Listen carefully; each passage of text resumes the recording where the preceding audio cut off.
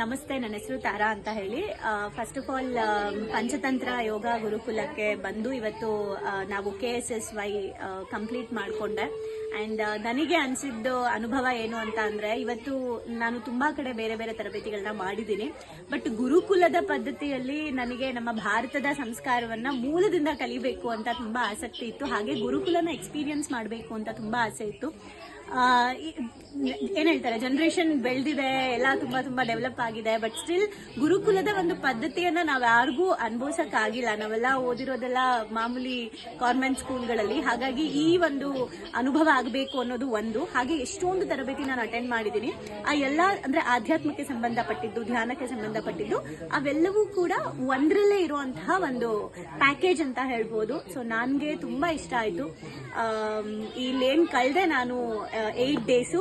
ನಾನು ಇಲ್ಲಿಂದ 8 ಡೇಸ್ ನಾನು ಕೊಟ್ಟೆ. ಬಟ್ ತುಂಬಾ ತುಂಬಾ ತಗೊಂಡು ಹೋಗ್ತಾ ಇದ್ದೀನಿ.